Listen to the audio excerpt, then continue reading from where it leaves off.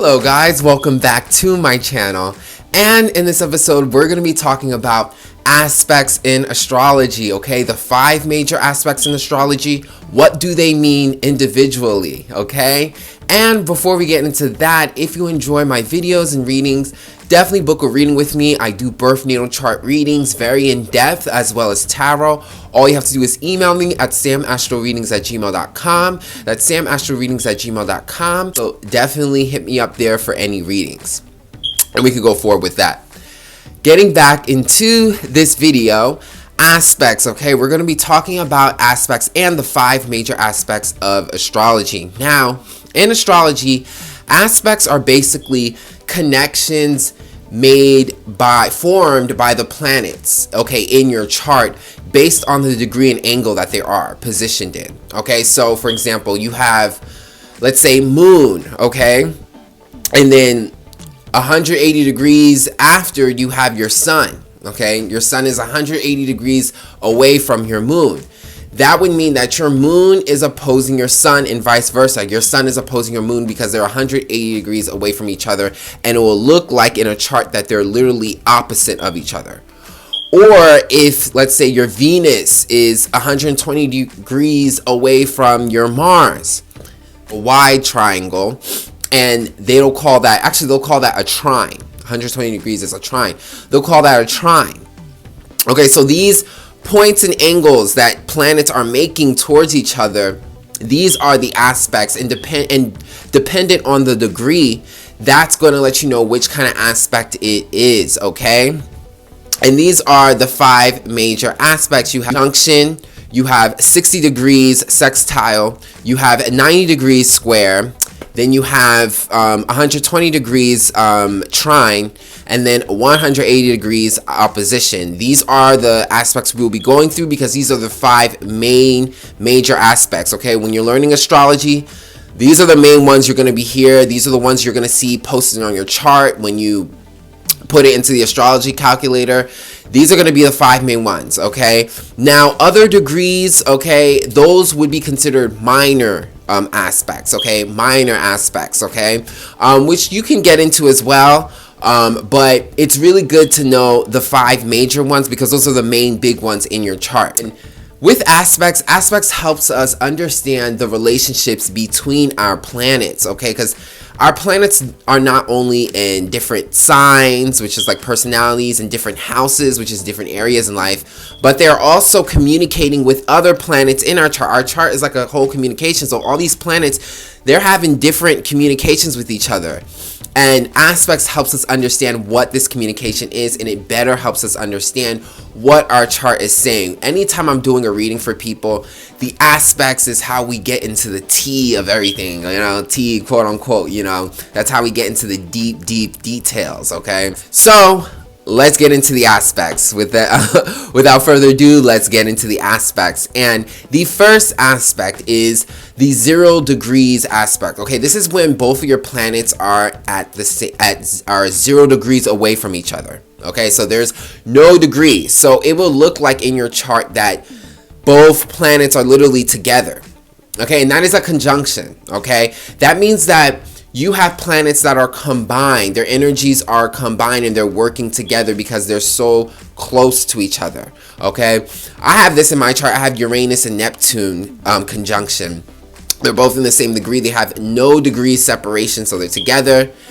And this looks like my Uranus and Neptune are working together. They're combined energies. So when I tap into my uniqueness and rebelliousness and thinking outside the box, I'm also tapping into my creativity and my subconscious and my imagination. So I combine those energies.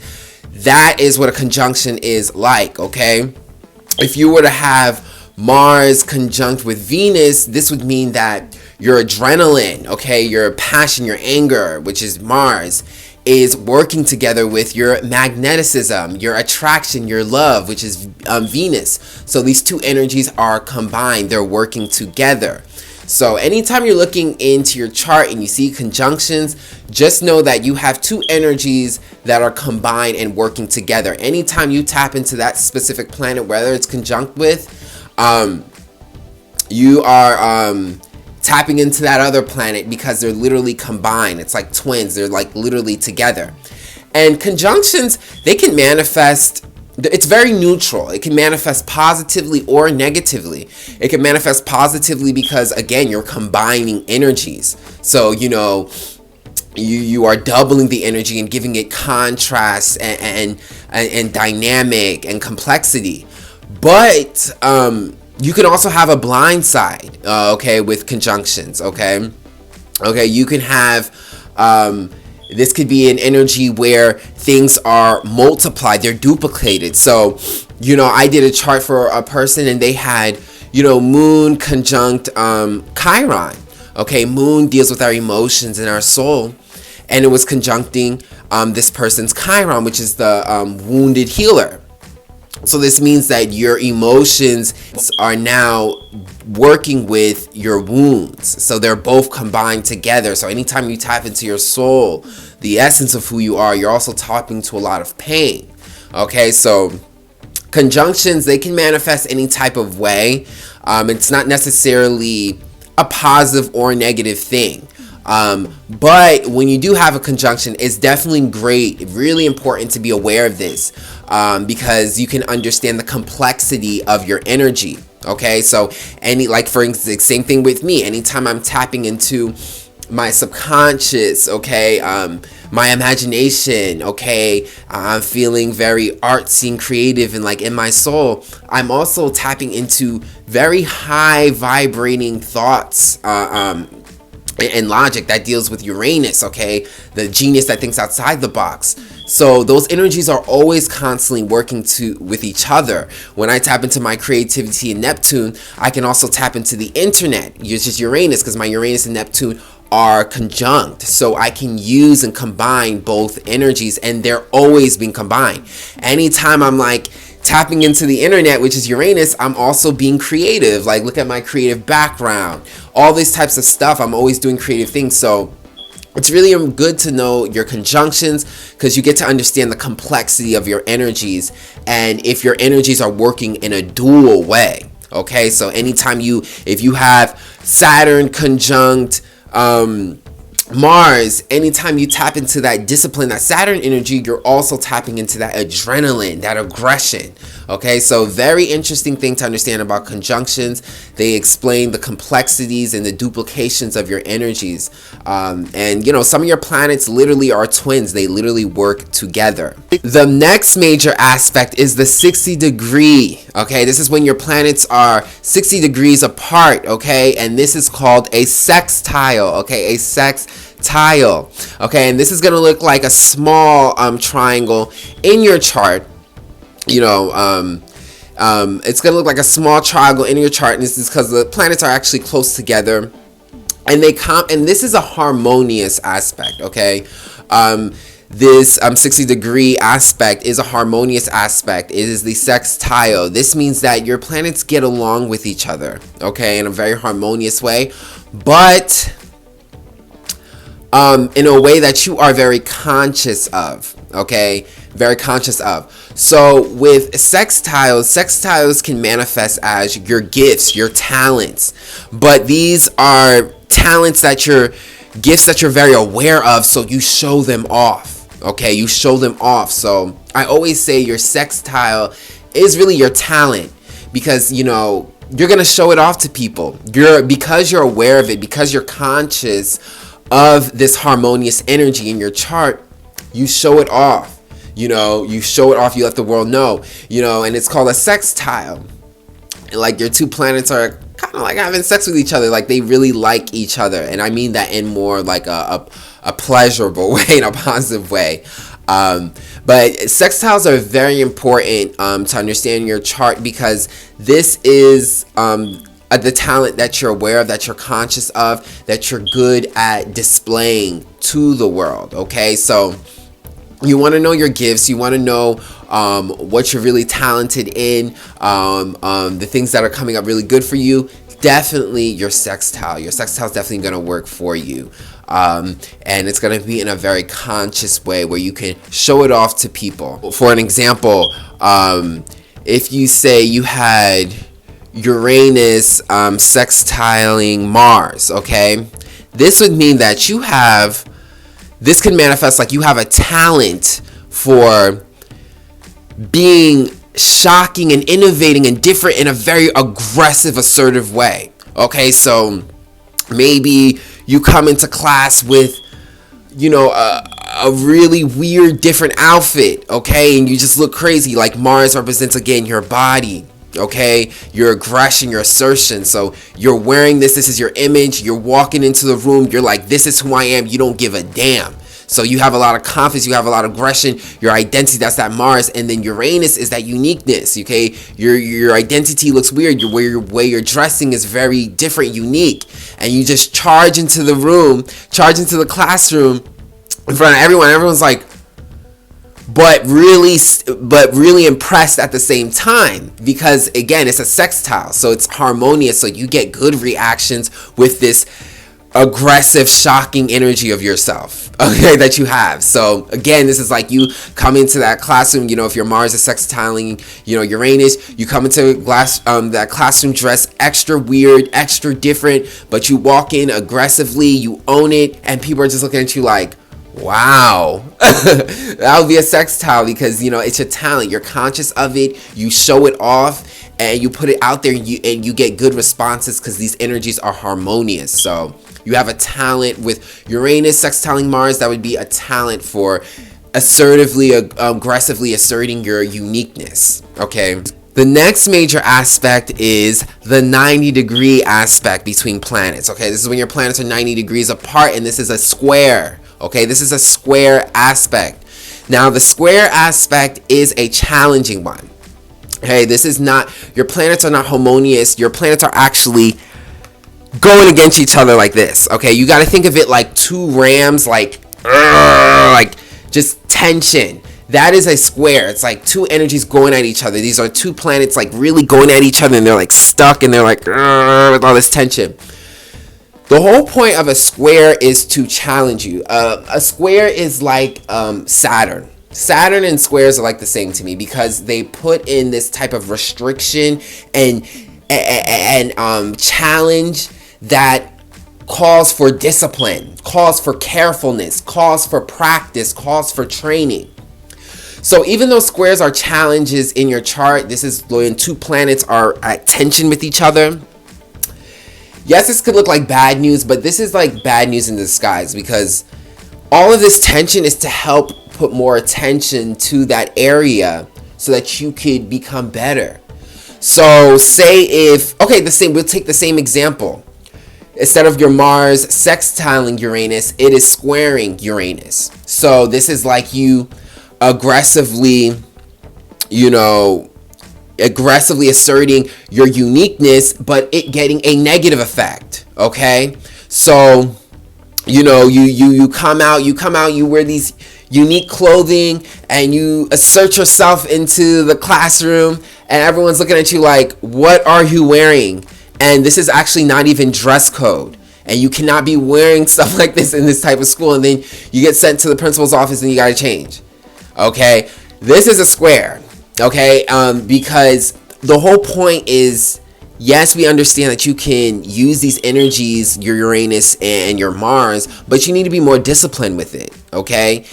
The square is teaching you that, yes, you could be shocking and aggressive with it, but you got to do it in a way that it works with people. You have to be disciplined. You have to do this with purpose. What is the practical? How is this constructive? How is this purposeful? How is this practical? Okay? How is this working for you in a way that isn't causing, disturbance? Okay? How does it work in a productive way?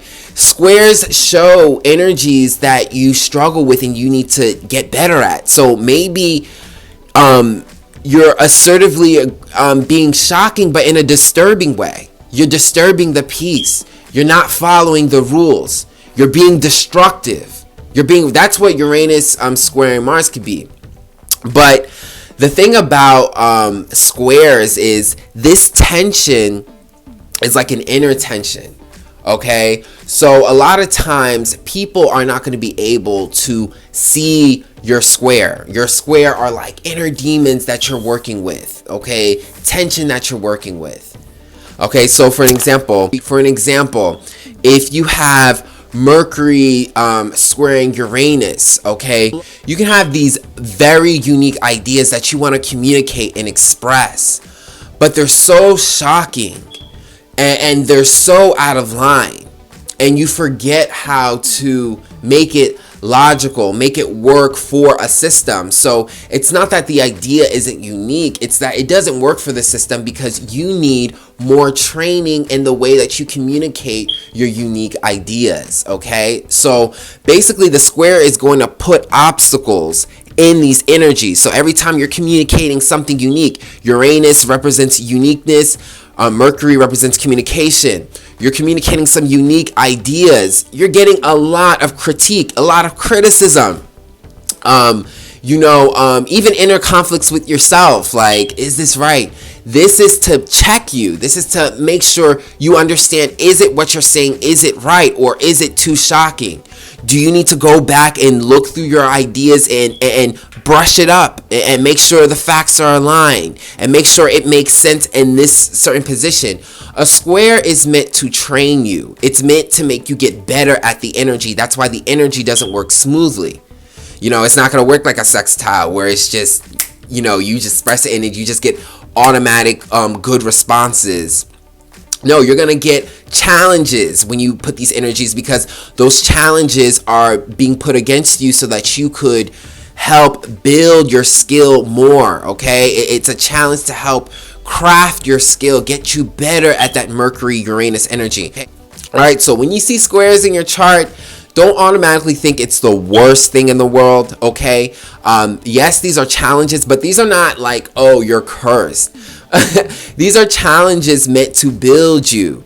They're meant to train you. Look at it as your training. Look at your squares like your mentor. They're like points in your life that the universe is trying to build, okay? So squares can become a big strengths. They can be things that not only become big strengths, but conclusions and healings and solutions to your life, okay? Because you're releasing the tension, okay? So anytime you deal with the square, understand that these are challenges. It's trying to make you more disciplined, more careful.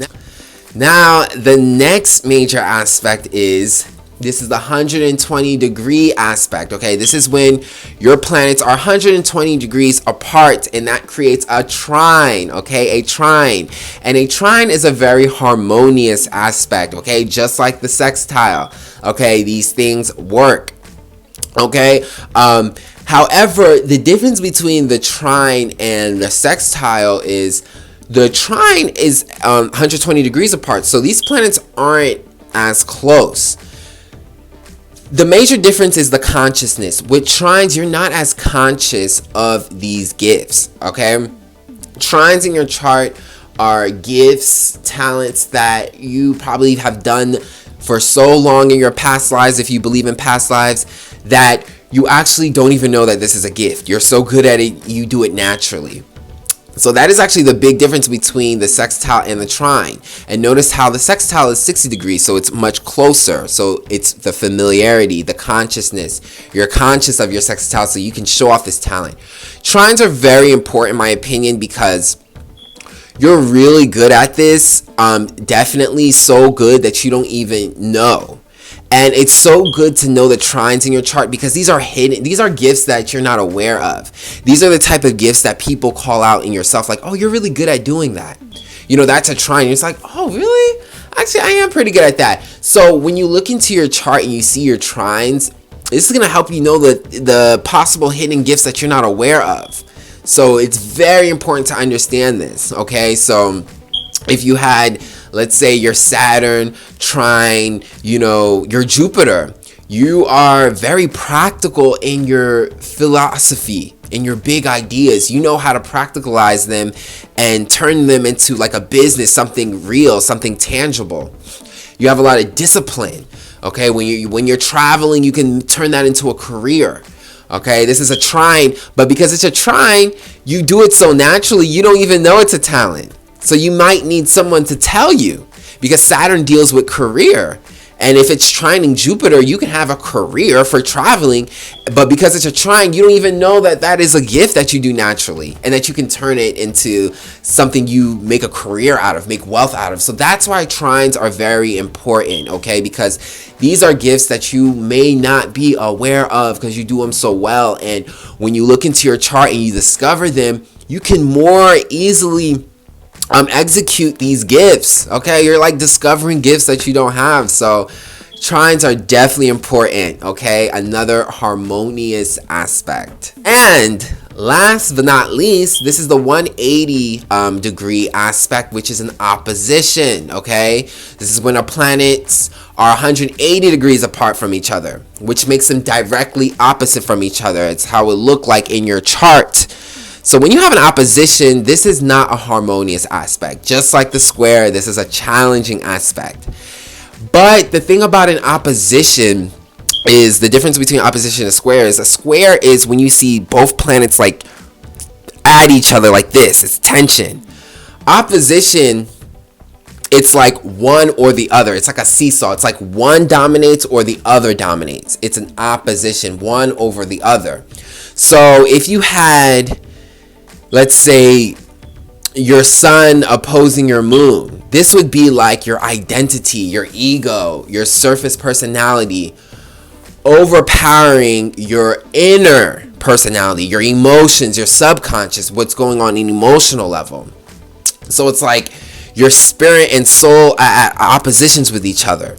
It's like you're either in your surface and your ego, or your soul and your emotions take over and you completely forget your ego and your identity. And with the opposition, you have to learn how to balance these two. You got to learn how to balance these two. That is the point. And in oppositions, you could have one that powers over another. So if your sun is opposing your moon, you could be the person, the sun opposing moon person, that your sun's the dominant one. So it's always about your ego, your identity, your surface personality, how you act versus how you really feel, your emotions, your soul, who you are on the inside. Okay, or your moon is the dominant one in the opposition. So it's your soul, it's your emotions, it's who you are on the inside, which you feel comfortable at home, versus your identity, you know, how you identify with yourself, your personality, your self-expression. Okay, so with the opposition, you have to learn how to balance these two. Stop doing one over the other. You got to learn how to balance these two, and it can be hard. It can be like a seesaw. You go from one to the other. And sometimes people, they go from one to the other. They tap into the moon, the emotions, and they forget. And then they tap into the ego, the sun, and then they forget the emotions. Like, it could be that constant seesaw. So with oppositions, you have to learn how to balance the energies. Whichever one needs the balance, okay?